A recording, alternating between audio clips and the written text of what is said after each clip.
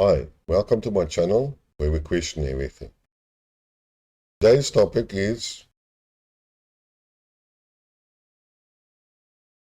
it's a game changer. Game changer.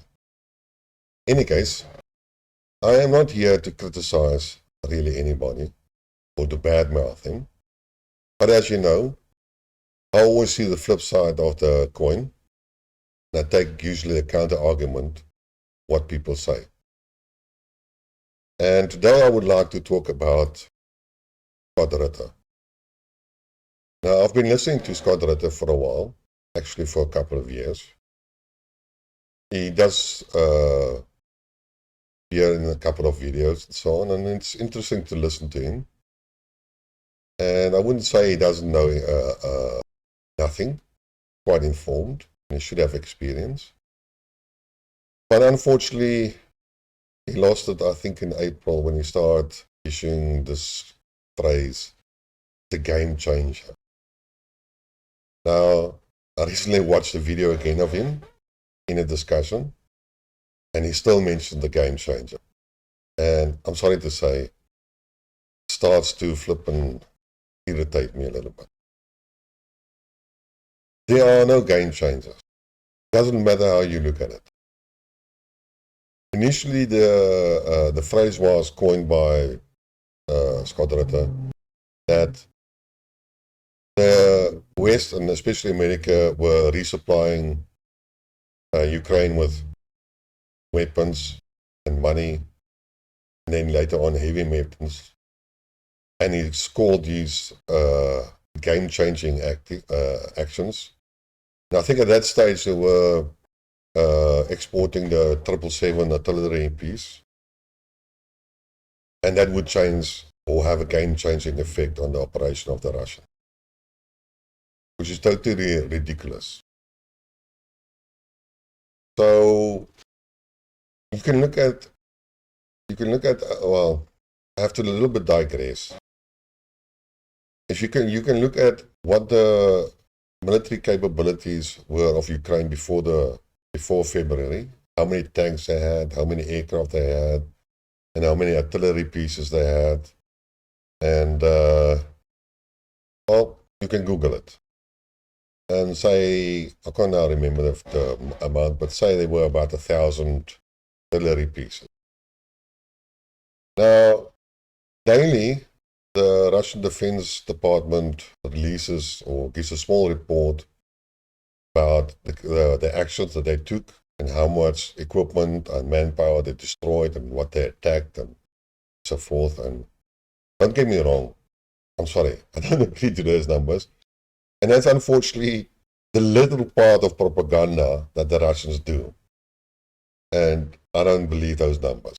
But in any case, so if you look at the numbers, they have probably destroyed 3,000 artillery pieces. But to start off, 260 aircraft. But those are the numbers that Ukraine never had. So I'm not sure how the Russians get to these numbers. So they've destroyed more than what the original Ukrainian army actually possessed. And then one has to still think that the Ukrainian army still has armor. It still has artillery pieces. And so these numbers don't make sense to me. But even if you look now at what the West has delivered in terms of armament to Ukraine, it has delivered all retired stock, retired equipment that has reached the end of their shelf life, especially if you look at the Stingers and the Javelins and the In-Law and whatever. They don't work, the batteries are flat. And there's a reason for that, because the shelf life has expired and they don't really work. And apart from that, it's in any case old technology. If you look at the armored equipment that Germany gave to Dingers, all old, it was retired, they had to take it out of mothballs. Spaniards wanted to deliver some tanks to them, that still had to be repaired.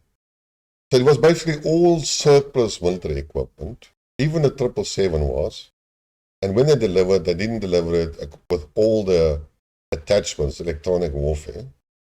And then they were delivered about, I think, in total, maybe 100, 120 777s. Now, if you look at the initial armament, artillery, that's a patch to what it was. And the Russians still have already destroyed a lot of them. So those are not available anymore. So basically, where's the game changer? If you now look at, Germany says already they can't supply any more weapons to Ukraine because their stocks are depleted. And if they have to now supply Ukrainian, they either have to take it from the German army, military, or they have to manufacture it. And if it's manufactured, it will take a couple of months, maybe even a year. The French doesn't have anything more to give. The British are running out of weapons to give, unless they cannibalize their own stock. The Americans are running short. The replacement of their javelins and so would apparently take 3 years, and they depleted more than a third of their stock. So the Western weapon supply lines are drying up. So whatever was supplied is being destroyed by the Russian operations in any case. And it doesn't make any difference to the outcome of the war. The Ukrainian war was won by the Russians, and as soon as everybody accepted, the better. In the meantime as well, America and Europe have huge inflations. And no, it's not because of the gas, and no, it's not because of the Ukrainian conflict. It started off in 2021, and it was all the money printing that they did during the COVID periods of 2 years, and so forth and so on, and mismanagement of the economies, and so forth and so forth. The Ukrainian war was actually just exaggerated, increased, or I don't know what the English word is, exaggerated. Yeah, okay. In any case, the problem, and in the sanctions that the European guys did on Russia, which shot themselves in the foot and just went crazy. And now they are sitting with a problem. They are running out of money. The economies are crashing. They have no energy. Companies are closing. And if they are closing, how the hell are you going to maintain an armament industry that can produce fast enough at the same level that the Russians are actually destroying the armament in Ukraine? Call it like war production facility. There is no such capability. There is no energy for that. There are no raw materials for that. So from an economical point of view, which is the second it doesn't change. There is no game changer. The players stop using it. And then Ritter goes sometimes off and he talks about the Ukrainian army, and it was about 700,000 men strong, and the Russian army with the PPR and the Lugansk militia were about 250, and so on and so forth and so on. And those were basically in the fight. And no, there are not that many in the fight. A huge component, usually about 50%, is logistics. And maybe a little bit more, they are the combat troops. Combat in terms of infantry, aviation, tank battalions, or brigades, or whatever they want to call it. They have different terms there than we have in South Africa. In any case, so, and how many losses have each side incurred? I don't know. Numbers are flying around, but I don't believe those numbers. But what I do know is that the losses on the Ukrainian side are a hell of a lot more than on the Russian side, which include the Donbass militias. And if you look at, then they have this, they were talking about this offensive, counter-offensive in Kherson and so on. And, those were the best troops that were dingers. And they were, I don't know, the most experienced Ukrainian troops that did dingers. And like I said, I have done military service. My friends have done military service. They were all officers. Some of them were officers in the infantry. They trained troops for about 3 months, which is the basic training. And then off they went to the conflict area in the south of Namibia. And that was the training. And if you look at that, the training is actually being provided by the Western countries, it's basic training. It's not even last 3 months. So whoever goes there is trained for a month and then he comes back and then he's no soldier. Make no mistake. He will learn how to be a soldier on the front when he's being in a fight. Then he will learn. And if he survives it, he will have gained experience and will become a better soldier. But no training can prepare you really for what goes on when the bullets start flying. In any case, and the other ones are the specialists that are sent for training to be trained on this new weaponry. And yeah, you can operate in artillery, you can put the height or the angle or azimuth or whatever they call it, and you can set that up and so on and so forth and so on.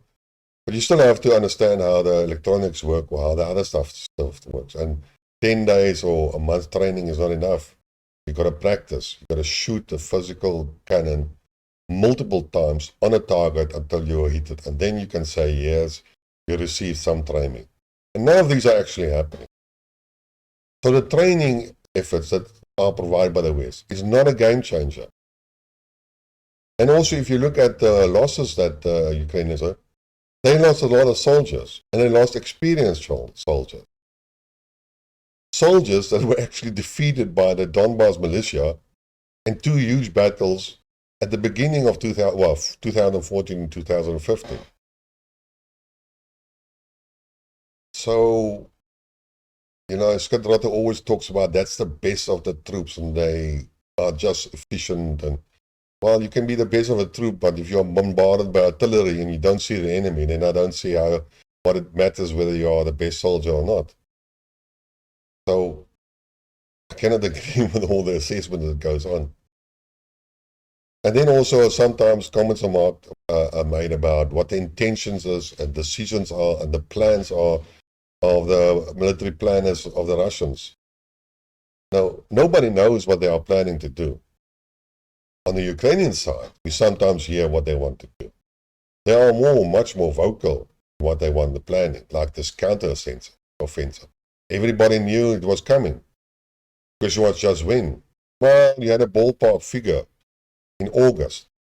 Okay, beginning of September. But if you watch the armament and if you watch the concentrations of troop movements and so on, movement of troops and concentrating of that, then you could have guessed, had a good idea where is what happened. And looking at the history, the short history of 6 months, especially military, you notice that the Russians were well informed and their intelligence was superb. Yes, it's not always working. They still had the artillery strikes on the nuclear plant in Zaporozhye, I think. And the Donbass, Donetsk was still bombarded by artillery fire. I haven't heard much about it, but I think maybe it stopped, maybe it not stopped, but the Russians battled to get the firing position of these guys and actually destroy that artillery, which they still believe haven't done yet. So nothing is perfect. And, well, I think there can be ways of actually countering it. The way I would have done it, I would have had an airplane on standby or missiles on standby and employed a lot of UAVs covering multiple areas, and then a couple of UAVs a lot higher to look at the whole picture. And as soon as you see where the firing is happening, then you got the coordinates, and within 2-3 minutes you could have counter-attacked it. But hell, that's the armchair general now talking, because I haven't really got a clue. But neither does most of the commentators. So I'm starting to question the supporters of the Russians. I'm a little bit neutral. I haven't made a lot of videos about the Western side, and it's very difficult because it's so full of bullshit and propaganda that, well, then you have to flip and dissect the whole video or the whole article. In any case, that's my argument. I will stop here. If you like what you heard, press the like button. If you want to listen more, subscribe to the channel. And thanks for listening. And I'll talk to you again. Cheers.